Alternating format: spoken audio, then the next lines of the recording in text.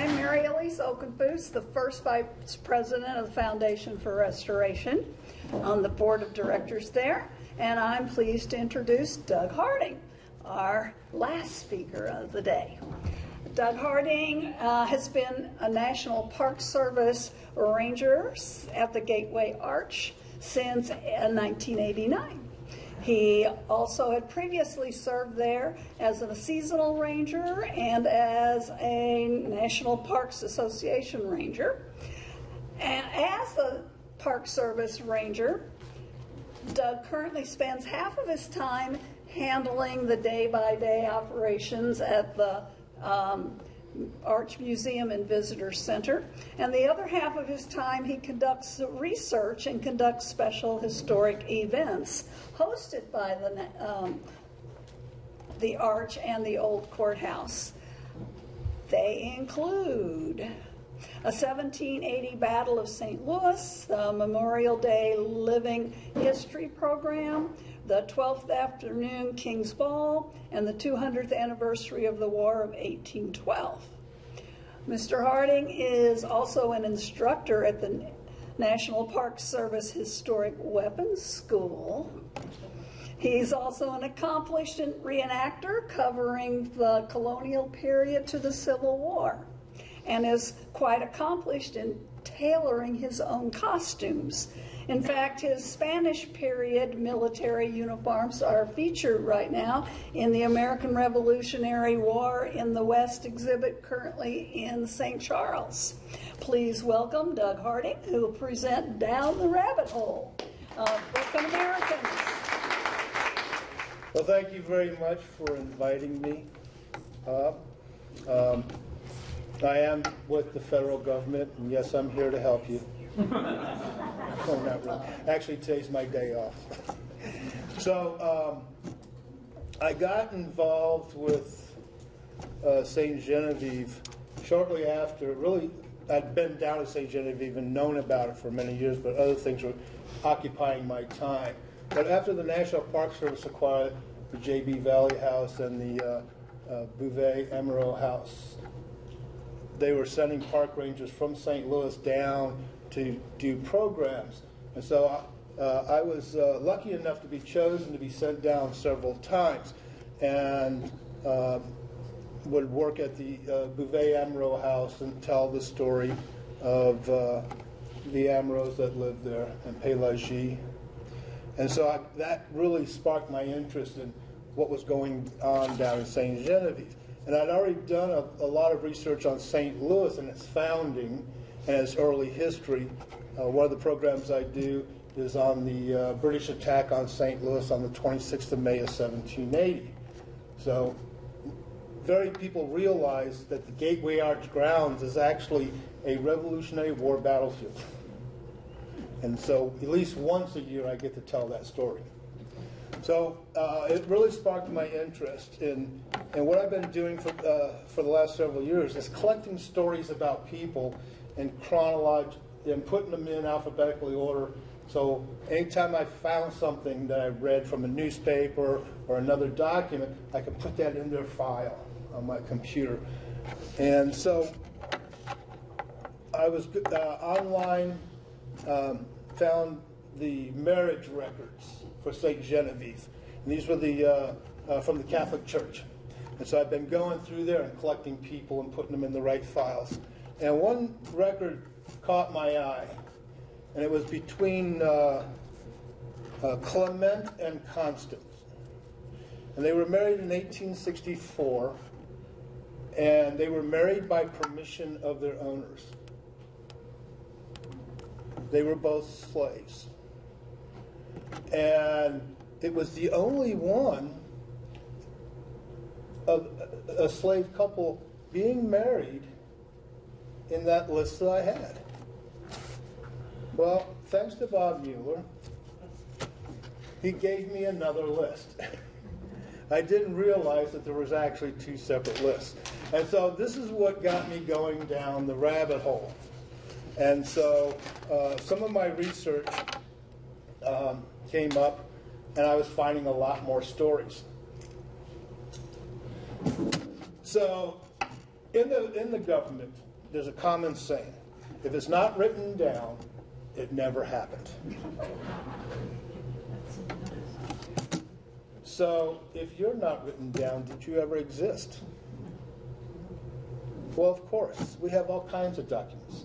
We have birth records. We have death records. We have DD 214s. Some people know what that means. We have tax records. We have certificates from universities for degrees. And so through our lives, we create a lot of paperwork. But there was a time when very little paperwork was created, when the majority of the population couldn't read or write, right?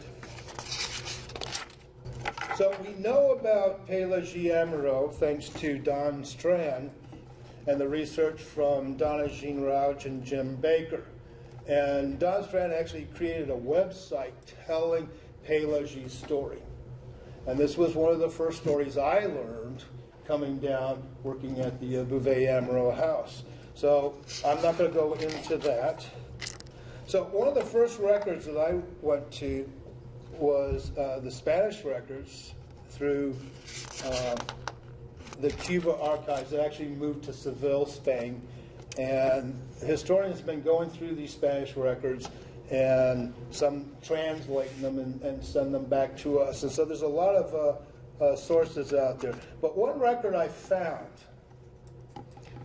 was a letter from Margarita Josefia to the governor, the Spanish governor in New Orleans in 1798, June 20th to be exact.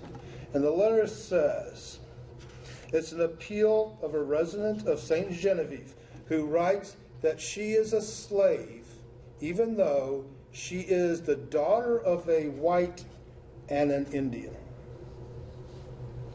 As are her children, she implores the governor to obtain justice for her and her family.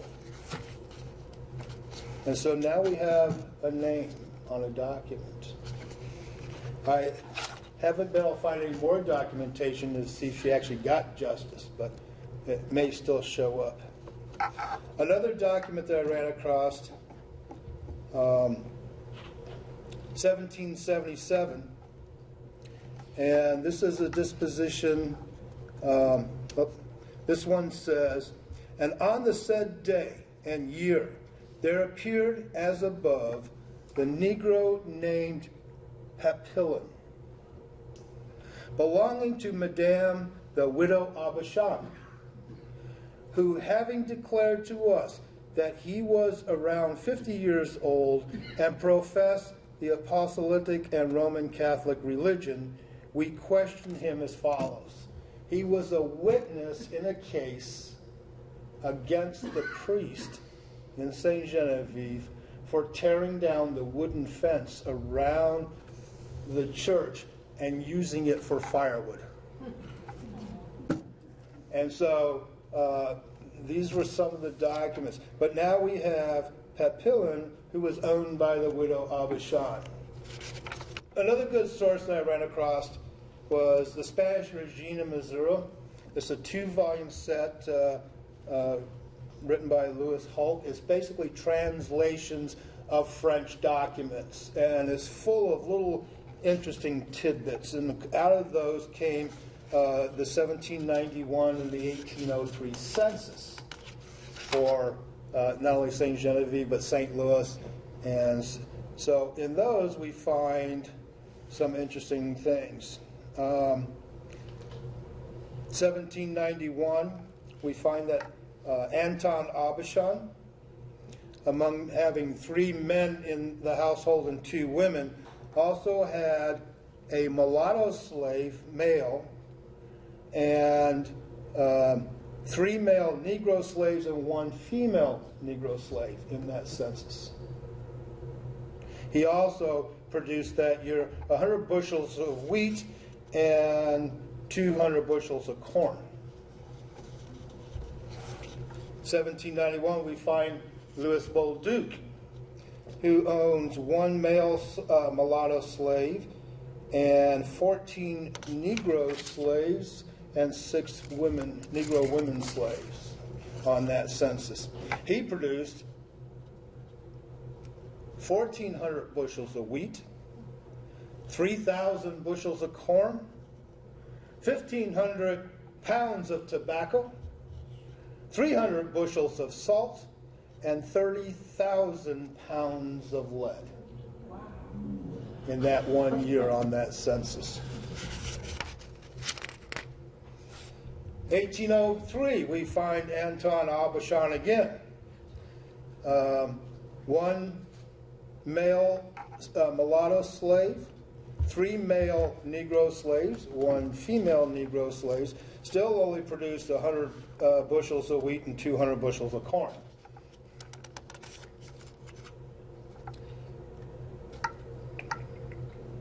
Then we have in 1803 Babetta,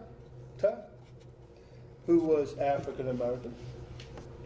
And she shows up on the 1803 census as a free person of color who also lived with 7 free mulattoes, male, 1 free Negro male, and 1 free Negro woman in that household.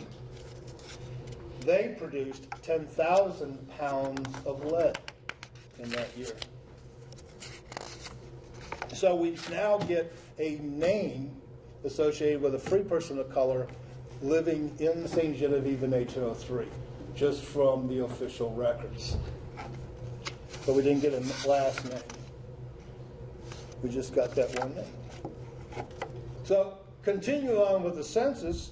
We can go to the 1850 and 1860 census for St. Genevieve. And in 1850, we find Henry Boudin, and he is a 28-year-old mulatto born in Missouri. Virginia, his wife, is 23-year-old mulatto. And then Julius Boudin was age 4, and Sapphirine Boudin was age 1, all listed as mulattoes. But because they show up on the 1850 census, they are free persons of color. They're not slaves. So now we're getting a last name.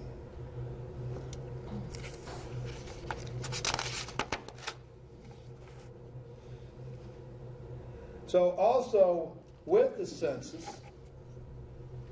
the 1850 census, we also have a separate list. And this was a list of people who owned slaves and how many slaves they owned by age. And the reason why they were interested in that is for representation in Congress. Because in the slave states, a slave was 7/8, 5? 3/5. 3/5 of a person. So the more slaves that you had counted in the House of Representatives for the number of representatives that your state can. So that was why it was important. So we have Lewis Adams in 1850, owned a free male black, age 30, a male mulatto, age 23, a female mulattress, age 16, a male mulatto, age 13, a male mulatto, age 6, and a male black, age 1. In 1860, he has 1 female black, age 45, 1 male mulatto, age 16, and he also has 1 slave house. So 10 years later, now they're saying, well, how many places do you have for these slaves to live? In 1860, we have David M. Anderson, and he owns 1 black female, age 30, 1 black male, age 4, and 1 slave house. Shows up on his census. We also run into Hiram Blackledge, who was a justice of the peace from Union Township in 1860.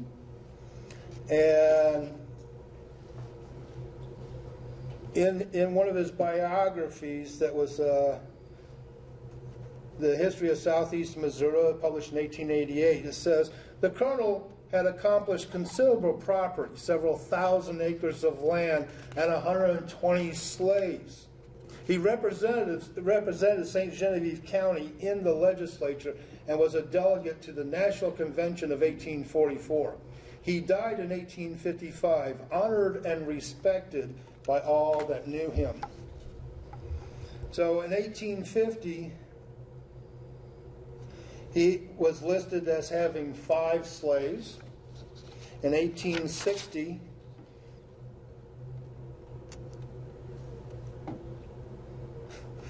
he's got probably 35 slaves and 4 slave houses. Again, no names for these. They're just numbers. John Kaufman, also a justice of the peace. This estate contained 1,200 aprons of land, which he afterwards cultivated and which formed the foundation of his fortune, and that of his son, John, who inherited the estate. Joseph Kaufman died in 1856, and John Kaufman took possession of the property and managed it with rare skill until his death. The emancipation of 116 slaves diminished the value of the property $75,000. So slaves were also used for collateral. The value of the slaves could be used for collateral for loans. And so the end of the Civil War bankrupted a lot of people because all of a sudden that collateral just disappeared. And what happens if that loan got called because your collateral had no value anymore?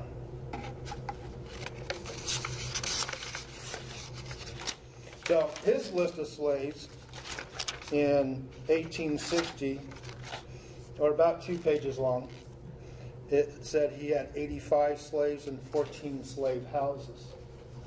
Again, no names with these. St. Genevieve County Archives does have a few gems.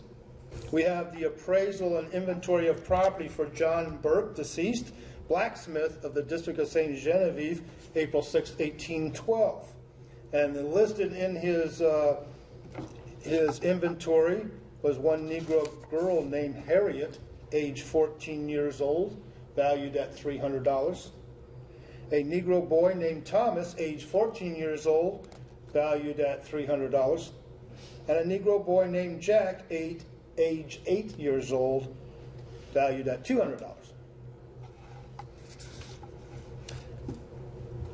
We also have some of the Spanish records going back, because in 1785 we have Nicholas Boyer Sr., and it says at 3 p.m. following the death of Nicholas Boyer and Dorothy Oliver, his wife, and having affixed the seal earlier, we, Don Antonio de Oro, accompanied by Joseph Zero, Francis Leclerc, proceeded to the residence of the said deceased Nicholas Boyer and Dorothy Oliver. Present in order to protect their rights were the heirs and 2 proxies. We made an approximate inventory of the exact description of all the goods, real and personal, belonging to the community of the said deceased, and found in their residence then when they died. And among those was one baptized Indian male, Francis Dit Macquarie, and one baptized Indian female, Margarito, aged 24, approximately 24. So among those things, they had 2 Indian slaves. This was in 1785. Now, when the Spanish took over, they asked for a census. And there was a Francois Vallier was the one who did that one. Okay. So he comes up with a list of all the slaves, and he had separate lists. He had Indian slaves and African slaves. Well, the Spanish weren't happy with that because the Spanish said it was illegal to own Indians as slaves. And so the next census, no Indian slaves show up. they all became African slaves. And so we see this popping up, that first appeal to the governor, I'm of Indian descent, but I'm being held as a slave. And so she's asking to be freed because of the Spanish law. And so some of the Indian slaves all of a sudden became African Americans, or African slaves. On paper, anyway. So then we go to the Catholics, and thank God for the Catholics, because they wrote everything down. And this is where I come up with Clement and Constance. They show up in the marriage records. Well, the Catholics also had baptismal records when you were born, your marriage records, and then your burial records. And they kept a lot of information.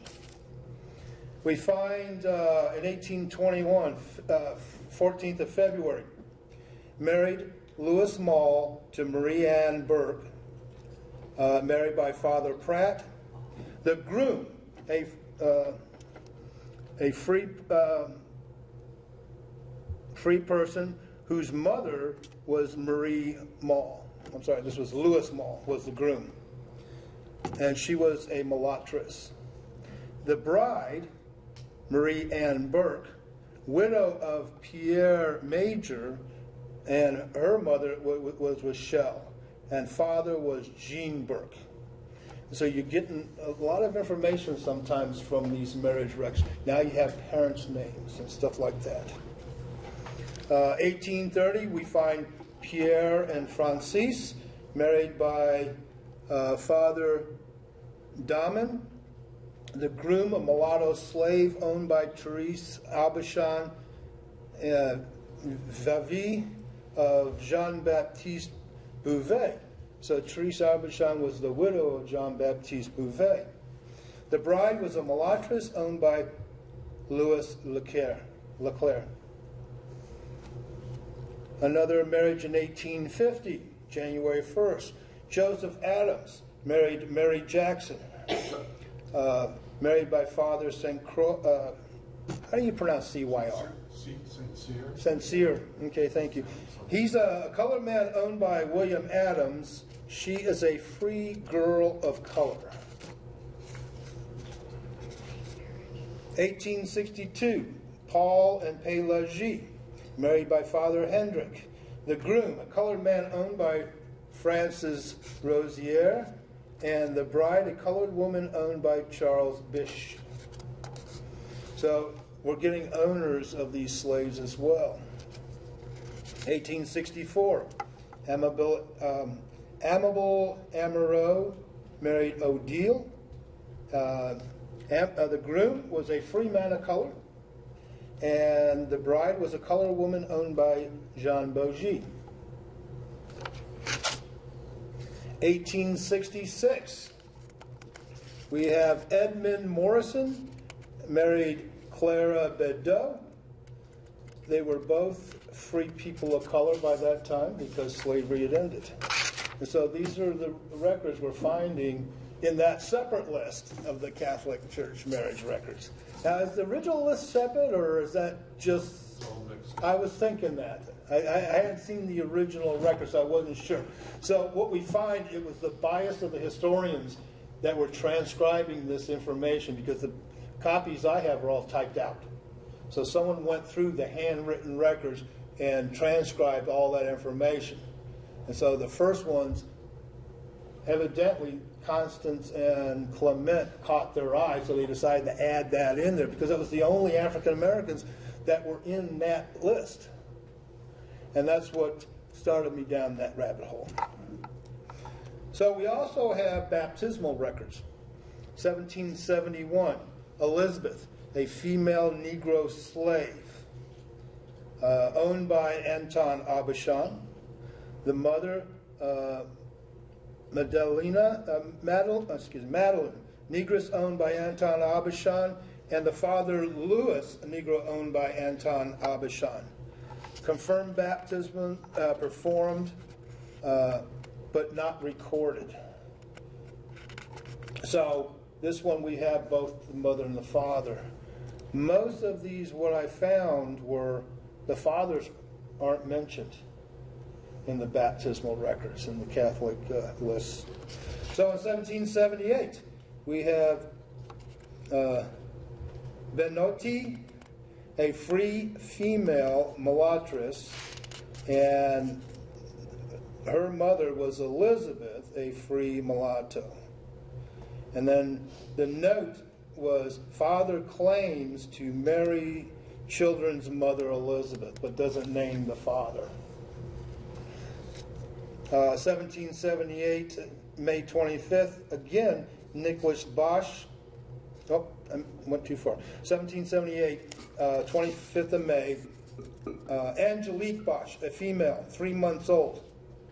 Mother Elizabeth, a negress. Father Jean-Francis Bosch. And again it says, father claims to have married children's mother Elizabeth. So evidently he didn't marry her in the Catholic Church, so they have no record of it. And then again on the 25th, Nicholas Bosch is baptized. Elizabeth is also baptized. She's 5 years old. So, and then we have Pierre. And so he brought all of his kids in at the same time and had them all baptized the same day in there. All of them, their mother was Elizabeth. 1783, we find Marie Joseph, a female slave owned by Mr. Benevue.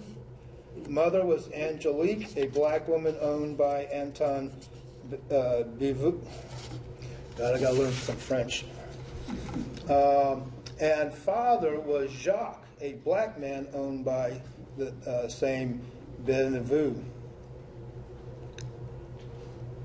So some of them had some notes added to them. I found one that said that they were married with compensation or some compens. I think that was, one was Catholic and one was not, so they had to get permission to be married in that one. And then there was somebody had to get married very quickly in there. Okay. So then we have the death or the burial records. And one of the earliest ones I found was in 1782. So this is the first St. Genevieve. Burial of Therese, a negress near 100 years old, owned by Pierre Aubuchon, in the cemetery of this parish with rights. Now, I heard someone once pointed to Memorial Cemetery and says there were no black people buried there. And when I heard that, I thought, well, where the heck did they bury them?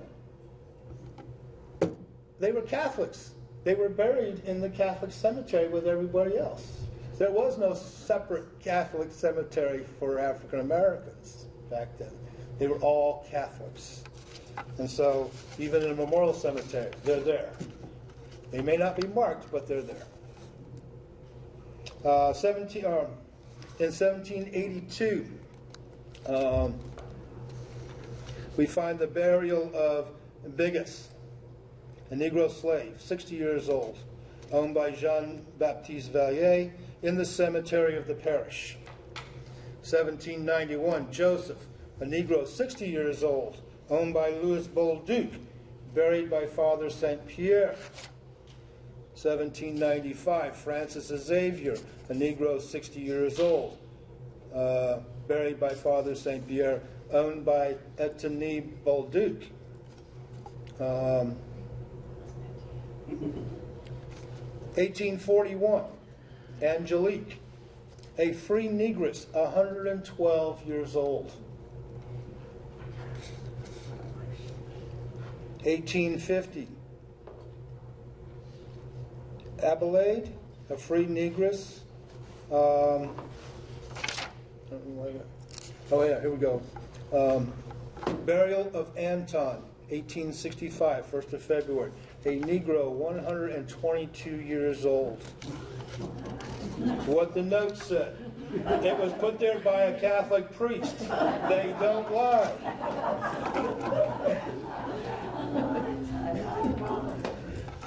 this is just a sample because the lists are long. I just went through the A's and B's. Okay, they go all the way through. But one of the notes that one of the priests put down was, she was as big as a house. Yeah, I want to go find that again and figure out who that was. So,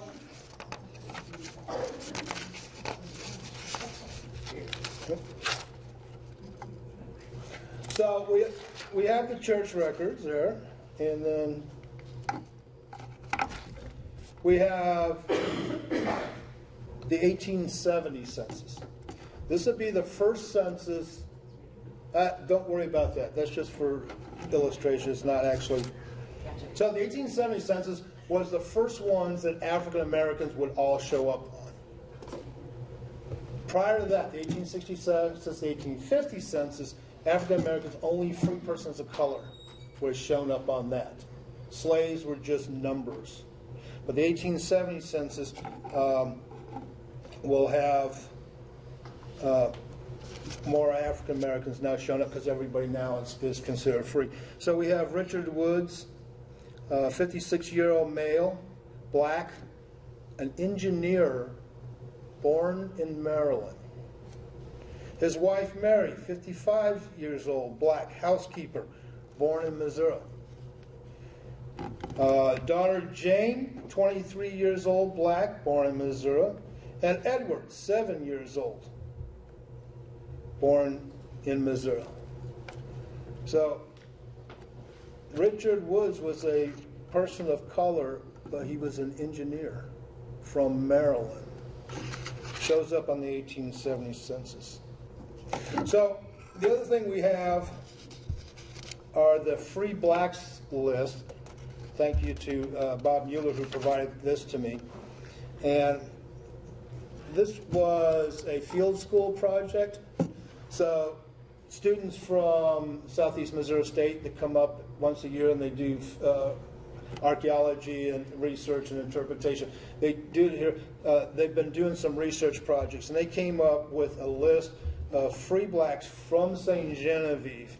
And so we have in 1815, Angeline, a free person of color.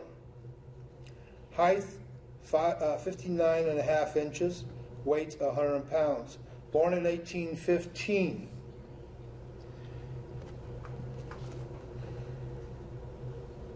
She was listed both in the registry in the 1850 census, and in 1859 she had to get a license to remain in the state. Her bond was $500. So after 1835, because of the Nat Turner rebellion in Virginia, a lot of slave states really clamped down on laws against African Americans, both slaves and free. And one of the things was, in Missouri, African Americans could not move to Missouri, free persons of color. And if you were free in Missouri, you had to get a license to remain. And so you had to go to court and you had to post a bond. And that bond was money kept by the county court as long as you remained in that county, and what you promised to do was pay your debt and obey the law. If you decide to leave, you got that bond back. And so her bond was $500 to remain here. Now it also says that she was born free in for the means of manumission. Emma Anderson, dark skin color, 63 inches tall, born in 1830. Her bond was $200, and her sponsor was Felix St. James. In the comments it says, dark skin color listed on the registry of 1850 census. Adrian Stanislas Bedeau. Mother was Caroline Cavalier. Father was Michael Bedeau. Born in 29 December 1820. Born free. We also have his baptismal record in 1820. Then we get to newspapers. And the Fair Play is on newspapers.com. Unfortunately, it doesn't start until like 1872. There was a newspaper. That's when it started. Yeah. There was a newspaper in St. Genevieve in the 1820s that lasted only about 3 or 4 years. I've yet to find actual copies of that. It's not online yet, but there was one here for a couple of years. I love to find it and see what they were talking about. So most of the newspaper accounts we get for St. Genevieve earlier than that are from other people's newspapers, St. Louis and things like that. But one of the newspaper accounts comes from the Alton Press, dated September 4th, 1852. And it talks about the Great Slave Stampede, where evidently large numbers of slaves ran away from the valley mines to Illinois and wandered around for several weeks, and eventually were all caught because they were hungry. The stampede consisted of 8 slaves, but it makes a great story. So the newspaper says, 8 enslaved African-American men left St. Genevieve and began their pursuit for freedom. The 8 men all worked in the Valley family lead mines about 30 miles west of town. On the evening of September 4th, Isaac, Joseph, and William left the Valley mines and joined up with 5 others, Bernard, Edmund, Henry, Joseph, and Theodore. These men, armed with firearms, crossed the Mississippi River, searching for refuge in Illinois. For the next 13 days, the freedom seekers searched for assistance from abolitionists in Illinois while avoiding bounty hunters seeking the $1,600 reward for their capture. On September 17, 1852, Bernard, Joseph, and Theodore were captured in Alton as they were searching for food. The remaining 5 freedom seekers were captured 3 days later in Jerseyville, Illinois, where they were also searching for food. The fate of all 8 men became unclear after their capture, and there was a website that the Park Service posted this on their website with a link for more information. So, St. Genevieve Fair Play, we find on the 24th of February, 1900. Died in St. Louis on Tuesday, February 20th, of pneumonia, Miss Mary Amaro, colored, age 22. The remains were brought to St. Genevieve and interred in Valley Springs Catholic Cemetery yesterday. The deceased was the daughter of Felix Amaro, Jr. of this city. Also, in 1908, Joseph Amaro, colored, died in St. Genevieve at the home of his mother on Monday evening at age 39. Although he had been suffering with consumption for a number of years, his condition was not such as to confine him to his bed longer than a few days before his death, and he passed away quite suddenly. He was a member of the Catholic Church and was buried at Valley Springs Cemetery Wednesday afternoon. So we get a little bit more information about the Amaros that lived down on St. Mary's Road, because their obituaries end up in the local newspaper.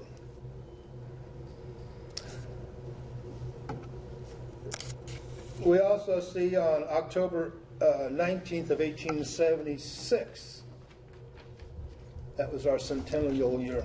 They were writing about how St. Genevieve was celebrating the centennial of America's birth and everything. But we find this little tidbit. We learned from the St. Louis Times that Dolly Ann, the Negro woman who was sent from this county to the penitentiary for a number of years for killing a man in this city last year, escaped from the penitentiary last Monday.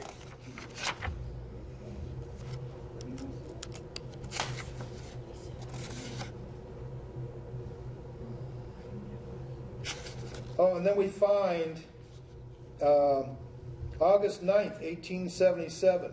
The picnic given last Sunday under the auspices of the Colored Benevolent Society brought out the colored element of our city, joined by large delegations of their race from the adjoining counties and state.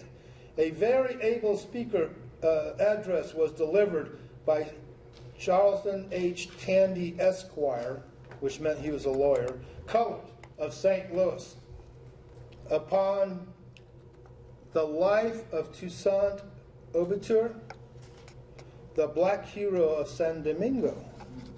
The speaker pointed to him as a noble example for the colored race to imitate. Space forbids us to enter the details, but suffice it to say that he captivated his audience. A little bit more information has come out. So we have Jacob Austin, parcel of land on which the house stands. It's also known as the Jean-Baptiste Burke House at 151 Ziegler Street. The parcel of land on which the house stands belonged to Jacob Auguste, also known as Jacob Aubuchon. Jacob Auguste purchased his freedom from his owner, Auguste Aubuchon, in 1817. In the 1820s and 1830s, Jacob Auguste purchased at least 2 lots in St. Genevieve. And in 1856, he sold the parcel at 151 Ziegler to Conrad Ziegler. Auguste passed away in 1864, and his probate file in the St. Genevieve County Courthouse is listed as Jacob, just Jacob. In 1850, he shows up in the census at age 66 years old, born in Kentucky. Mary, his wife, was 52, born in Missouri, and Mary Mall, age 13, was born in Missouri. So Mary Auguste was born in 1798, a mulattress. She was the spouse of Jacob Auguste, a free person of color. And they were married on February 20th, 1844. And Mary, at the time of marriage, was the widow of Louis Mall, another free person of color in St. Genevieve. Then we have Jean-Baptiste Burke, Marie Henry Eli Bedeau. In 1853, Michael and Caroline Bedeau sold 2 lots at the corner of Washington and Fifth Street, and one of them was purchased by their son, Henry. Anybody recognize that lot? Is that the Aubuchon house? Henry Bedeau ended up in court battle in 1845 with a free woman of color by the name of Pélagie Amoureux. Pélagie, the wife of a white man, alleged that Bedeau grabbed her and shook her while she was walking down the street. After taking shelter on a porch, she reported that he threatened her and cursed her. The records provided no proof of the truth or facility of Pélagie's claims, but it is true that she made a similar claim of assault in 1841 against a slave named Charles. In the previous case, an all-white jury found her claims to be groundless. As a matter of fact, the jury accused her of being a woman of poor character who set a bad example in the community. These cases attest to the complicated relationship between white and slaves and free people of color in St. Genevieve. In 1864, in the marriage records, we find Clement and Constance, persons of color, married by Horace Monteville Long. Groom belonging to Monsieur Rosier, but now serving in the USA. And the bride belonging to Mary Bogie, and they were married at the owner's consent. And so Clement was serving in the United States Army. He had joined one of the United States Colored Troop regiments being raised at Benton Barracks in St. Louis, which is now Fairgrounds Park. It's where the old county fairgrounds had been before the war, and the government took that over as a major recruiting camp. Clement was baptized in 1819 on March 7th. He was owned by Madame Frances Leclerc. His mother was Marie Rose, owned by Frances Leclerc. Constance was baptized in 1822. She was born on the 6th of July of 1822, owned by Mr. Bogie. In 1850, baptized Joseph, a male Negro slave, owned by Joseph Bogie. Mother, Constance, owned by Joseph Bogie. August 7th, 1858, baptized Mary O'Deal, a female slave, born August 7th, 1858, owned by the widow Mary Bogie.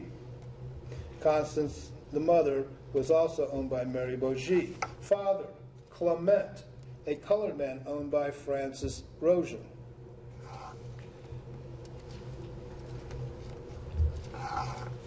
(1862), baptized Felix Jules, owned by Mrs. Joseph Bogie. Mother was Constance. Father, Clement Rozier, a colored man.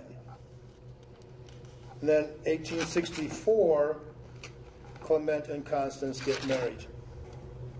So we find in the muster rolls that Clement joined the 4th Regiment Colored Infantry of Missouri Volunteers.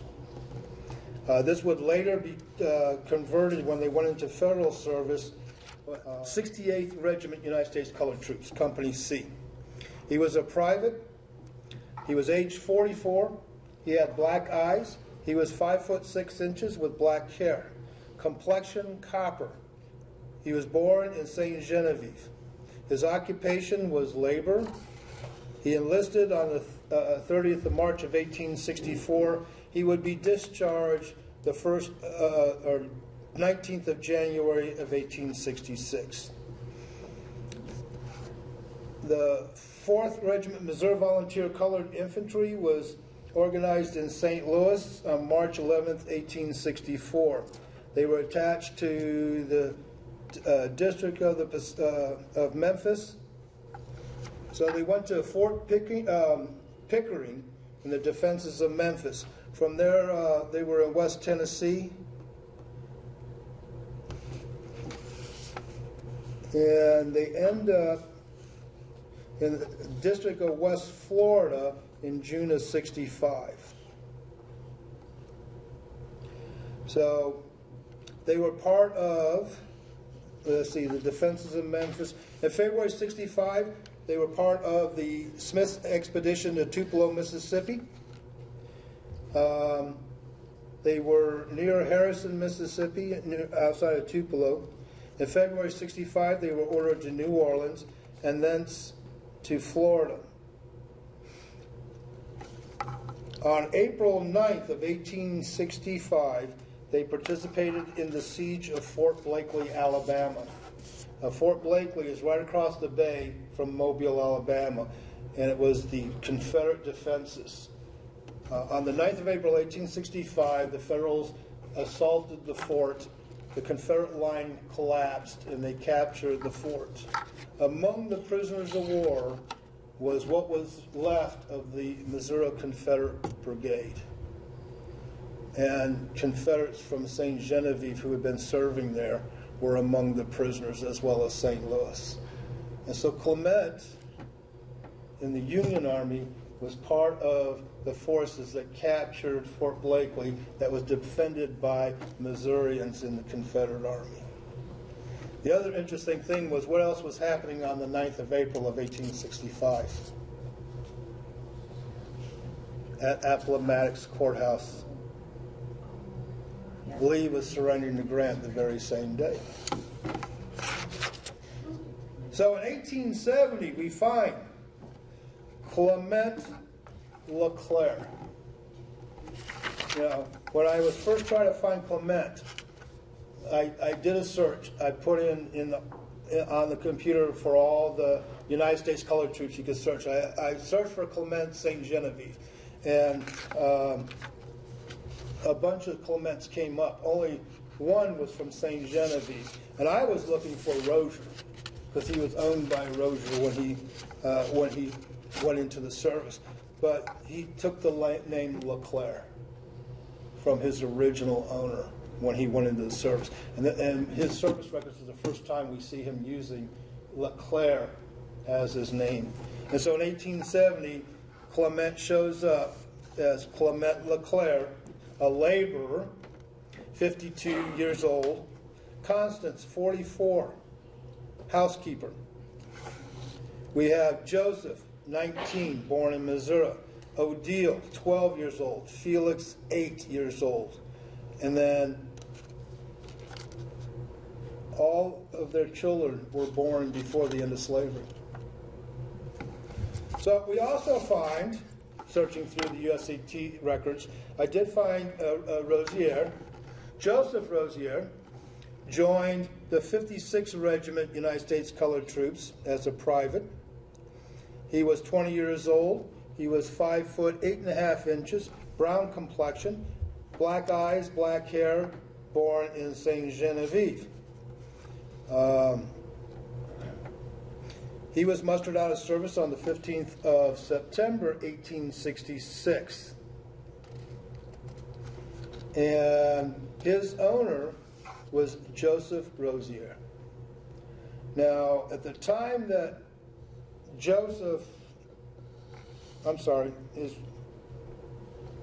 that was his name.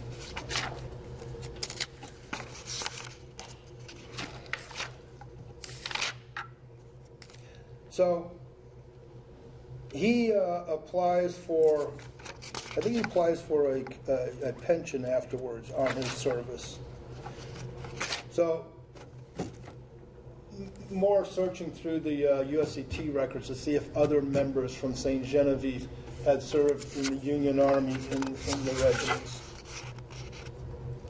Is that the picture? Was that Derek? That was Ben Derrick's. Because it looks a lot like Yeah, he's in there somewhere, but I don't know where he's at. I figured that. I just wondered. So then I come across George Washington. George Washington shows up in 1860, 28th of January, married Marguerite. George was a colored man owned by Jules Genet, and Marguerite was a colored woman owned by John Bovary. Married with dispensation of worship. So it appears one of them were not Catholic, but they were married in the Catholic Church. October 21st, 1860, is baptized Marie Louise.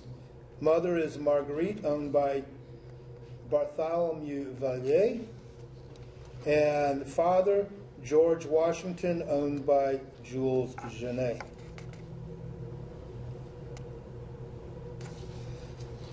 So then I go to the 1870 census to see if they show up. And I find George Washington, a farmer, born in Virginia, age 56. His wife, Melinda, age 49, housekeeper, also born in Virginia. Now, wait a minute. 1860, he marries Marguerite. However, between George Washington and Melinda, we have Millie, 18 years old in 1870. We have William, 17 years old in 1870. We have Judy, 13 years old. We have Lucy, 12 years old. We have Eliza, 10 years old. All born before the end of slavery. Then we have General, 8 years old. His younger sister, 6 years old, Martha. And then we have Melinda, 4 years old, and Moen, 4 months old in 1870. And then what shows up in the Fair Play? 22nd of December, 1877. Last week, 3 Negroes, George Washington and his daughter Emily and Judith, were placed in the lockup for stealing a lot of clothes from one of their colored neighbors, Anton Burgett.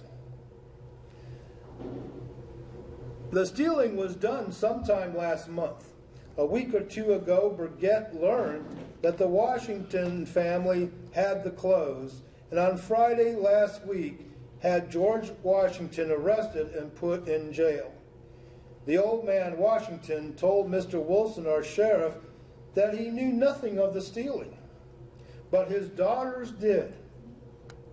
On Saturday, the sheriff went to the house and searched for the clothes, and while there told the women that if they would not get him the clothes, he would have the whole family brought to trouble. At this, one of them became badly frightened and told all she knew about the stealing. She said that her sister had taken the clothes from the line in Burgett's yard and brought them to the house, where they both had hidden and afterwards sold part of the clothes.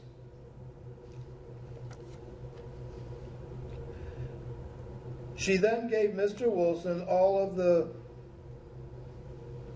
clothes she had, after which he released them both. No, he arrested them both. They said their father knew nothing of the stealing. He was then released. Since writing the above, we learned that the women have been discharged, Burgett agreeing to allow them to go unpunished if they pay the cost and return the stolen clothes. So George Washington ends up in jail in St. Genevieve. So I know I'm between you all and your dinner now, but I would like to tell a story about Michael Bedeau. Michael Bedeau was a free mulatto who came to St. Genevieve as a carpenter. And he was also involved in building some of the houses that still stand here today. And this article comes from French Community to Missouri Town. And it talks about different builders. Michael Bedeau and Joseph LaChance were associated with the Burner House, sometimes called the Burner Barn, a somewhat puzzling example of early 19th century posting in ground construction, or post on silt construction. Oral tradition maintains that it was originally built as a barn. Bedeau and LaChance may have built the post on sill Jean-Marie Papin de LaChance house on 699 North 4th Street. Bedeau is also connected with the Gabor House, Gabor Valley House, in building that. So the Bedeau family has ties to Abishon House on Washington Street. The Bedeau family stayed in St. Genevieve.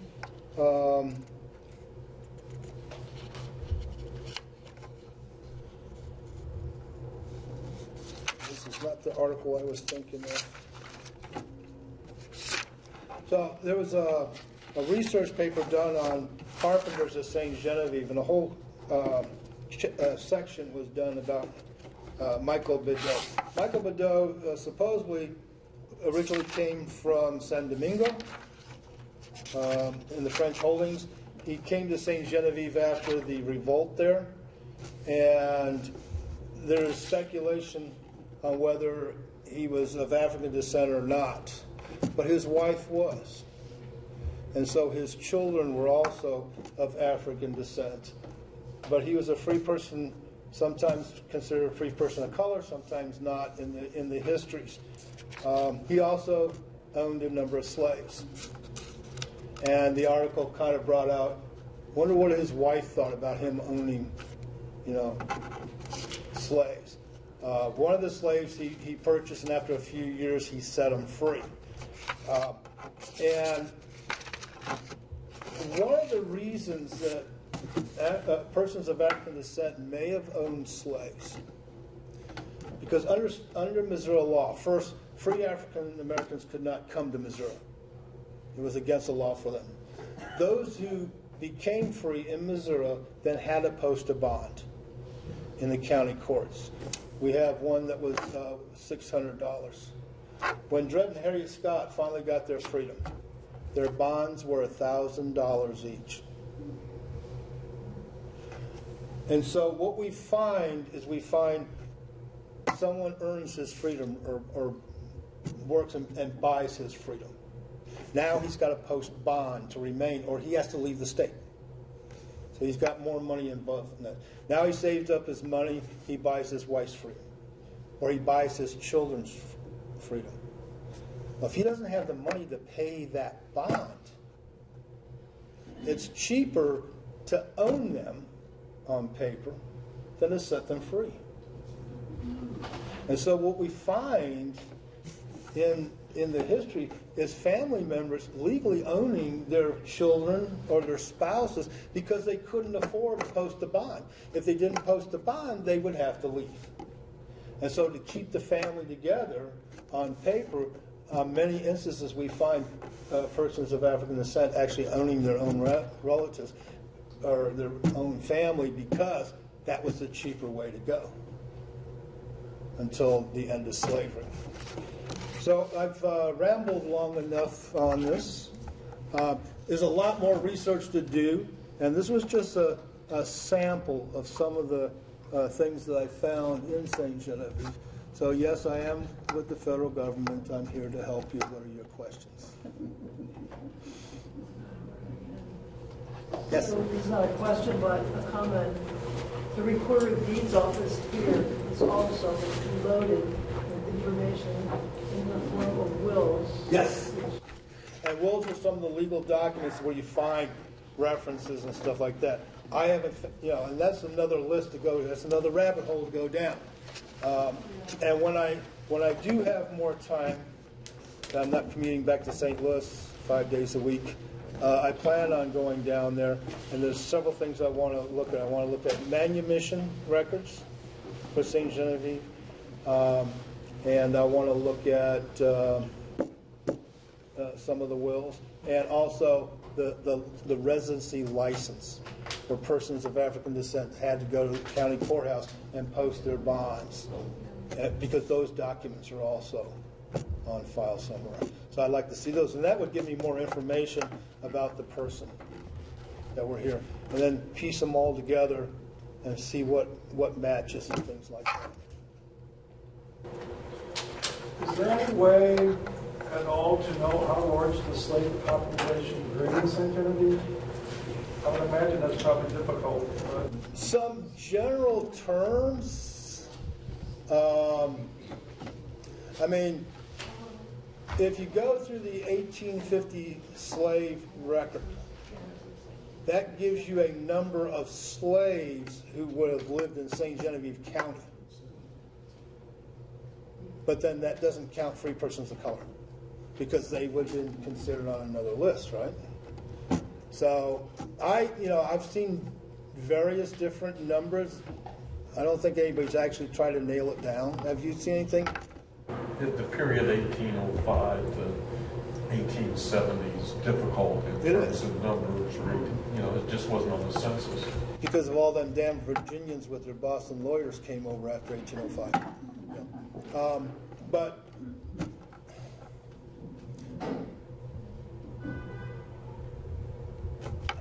at the time of the Louisiana Purchase, I think there was listed about 300 and something slaves in St. Genevieve. That's the number that's coming to mind. As Sharon said earlier, a lot of slave numbers show up in the colonial census data. Yeah. And so we see that. And we have the 1803 census that also lists the number Somewhere of between slaves. 35 and 40% of the population was enslaved in St. Genevieve. At the time of Louis I. But then you have the Americans coming over, and again, from Virginia, from Kentucky, from Tennessee, we see them bringing their slaves over, but then a lot of the Americans aren't Catholics, so we don't find them listed in the church records anywhere.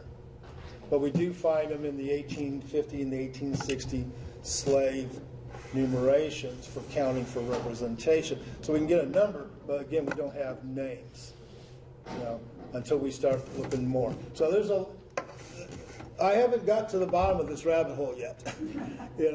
It still keeps going and going and going like the ever-ready rabbit. Too bad you're not going to live to be 300. So, but most of the stuff I've either, yes? Were Missouri slave owners taxed on the Yes. number of slaves they had? Yes. Did that affect then how They many were taxed reported? on the value of their slaves. In St. Louis City, I actually got to see a list from the county tax, how they figured out your taxes. And so basically they took everything you owned and listed its value. Your house, your land, your furnishings, your horses, your cattle, your slaves. They specifically listed clocks and watches. And then if you borrowed money, you had to tax that on the value of that money you borrowed and any stocks and bonds you owned. So they came up with your total value that year, and then it was a mathematical equation, 1/7% or whatever, and that's what your tax was. So on the list, along with horses and cattle, carriages, clocks and watches, slaves. And number of rooms, that's why they didn't have closets. No, that was the value of your house. I've never seen anywhere. I've been trying to chase that rabbit hole, too. Because we hear about they counted the number of rooms in your house, and that's why they didn't have closets. Right. I have not found anything in the documents in the law that says that. They say the value of your house. So who figures out the value of the house? The other one you hear in St. Louis, you have a lot of flounders. Okay, so they're an addition to a house, and it only has one eave. Right. And they said that was a tax dodge because it only had one eave. It was considered half a house, so they paid half the tax. Right. And then the houses with a mansard roof, you had an entire floor up there, right? But that was considered attic, so that wasn't taxed. I haven't been able to chase that down to actually find that written down that that's how they figured it out.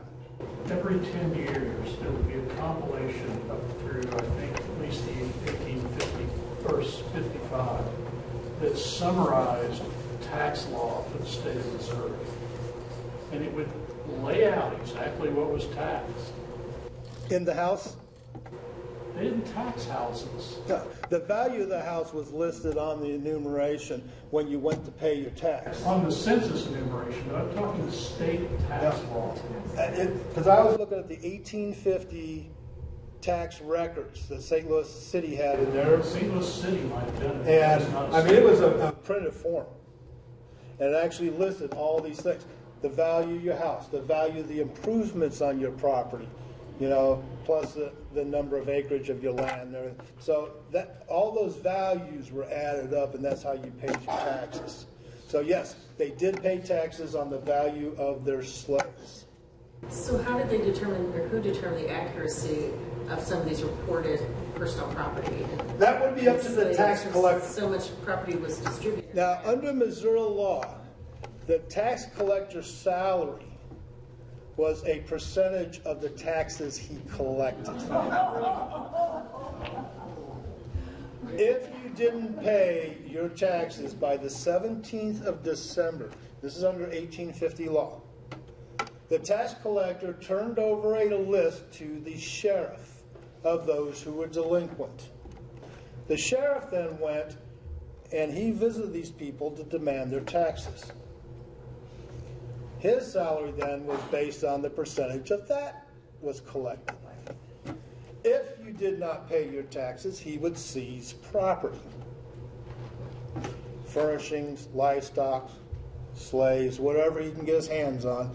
And at the first of the year, at the county courthouse, they would have the annual sheriff's auction. And he would sell that property off.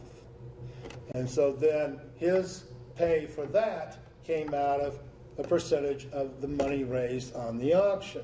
But also out of that, he had to pay the salary of the auctioneer and pay for the advertisements in the newspaper advertising the auction. So that's how they got their pay. So the tax collector, it behooved him to collect as much as he can, right? So he's got to be pretty particular on were these values right. But as far as the law, that's, the tax collector, his salary was based on the percentage of how much taxes he collected.